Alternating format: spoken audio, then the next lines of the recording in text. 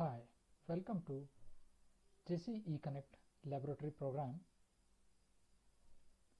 Let us demonstrate that in today's laboratory to write an assembly language program to toggle port P1.0 with a frequency of 10 kHz using timer 0.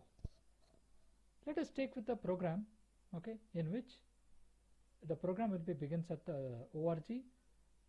The second line code tmod as to configure my timer. Since we are using with a bit combination 0 2, means if I say 0 0 0 0, that is for a timer 0 I am using here, because as it is mentioned here, the next will be 2 will be mentioned 0 0 1 and 0, means in fact I am using timer 0 in which mode? Mode 2. Now let us come to the calculation part. th0, I took a value with a -50. Then how do I get this value? Let me go with a frequency what will be mentioned here, 10 kilohertz. Let us calculate the value, how I get the value with the th0. Look at this, the frequency will be given as 10 kilohertz. It is a square wave, it is a full square wave, it is a positive as well as a negative. The half of this will be 5 kilohertz. In fact, the time I obtained 0.2 millisecond.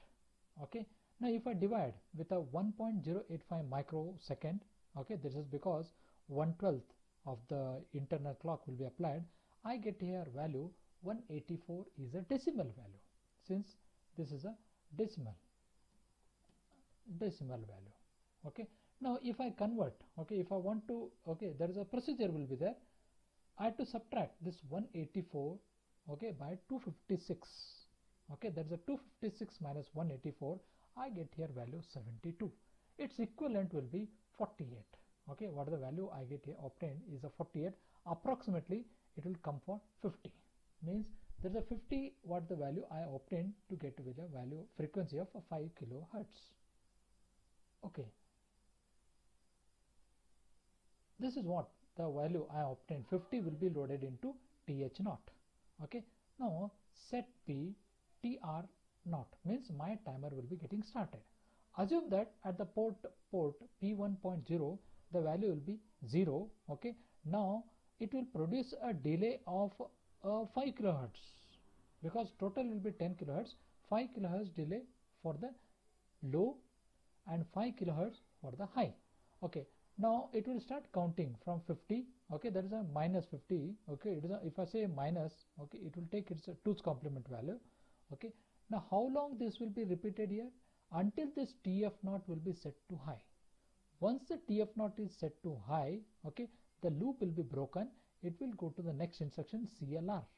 Means when it go to the CLR, we will find the tf0 will be cleared. Where in the previous instruction tf0 is set, it will be cleared.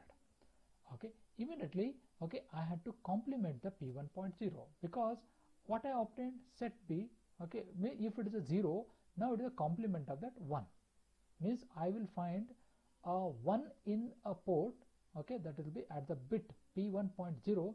I will find here 1 and loop, jump loop. As when it is looping here, as we are using with the mod 2, it is a auto reload, means my TL0 will be auto reload with a 50, means again the positive pulse will be appear for 5 kilohertz.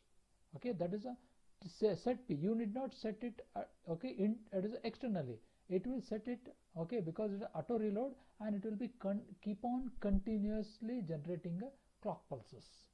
Since at the output you will find a signal will be generated. Now I hope you can see.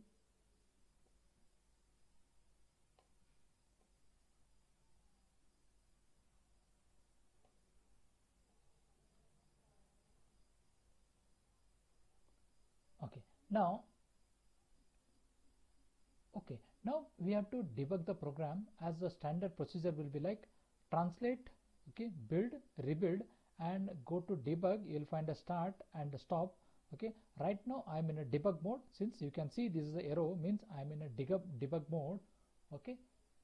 Now when you want to run, okay, you need not be go with the step by step. You run the program. Okay, when you run the program, okay, now look at this one. There is like icon you will find. Okay, I hope you can see this one. Okay, icon.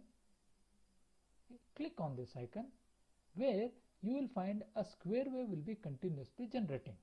Okay, now before this one, okay, in the as stated in the previous, okay, like laboratory, if it is not set, you need to be check with the port. If provided, you need to set the port, because in my program I am using port P1. You have to set it by using this icon. Okay, so that if not there, you click in this one and write P1 and you run the program. Okay, now just close it. Okay, now I hope you can see the continuously waveforms will be generating. Okay, let us measure a time frequency of this. Okay, you have to stop this. Okay, then how do I stop it here? Okay, either you press on this one or you press here stop. Okay, now I hope you can see this update.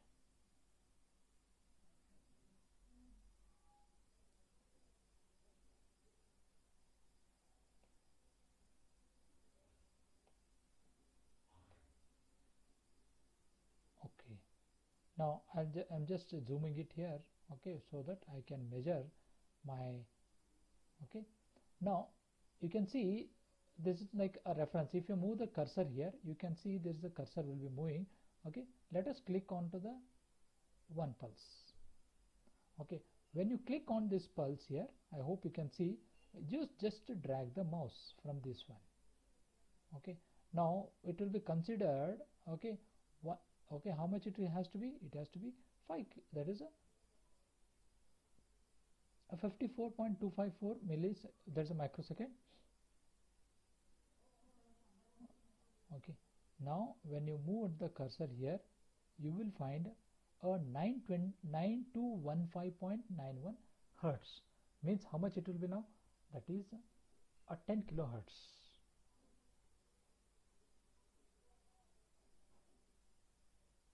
Okay, now I hope you can see in this one. Okay, now I'll move this one.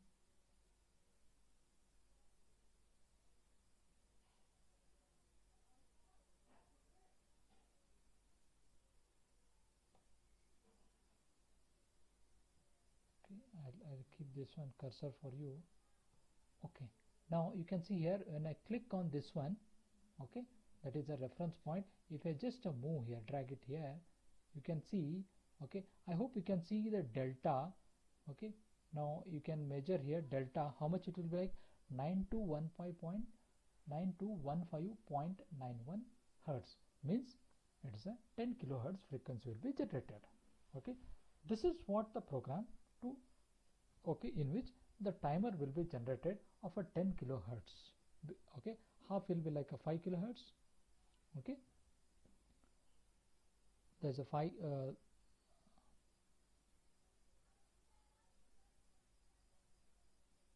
okay, there's a 5 kilohertz, you can find it here. Okay, and another 5 kilohertz.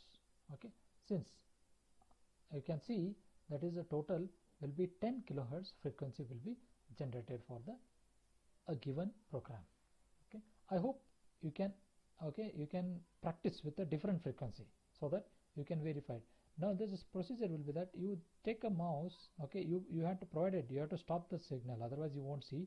You have to stop this one and you drag it, okay, from positive to 1 positive, so that you'll find a signal here.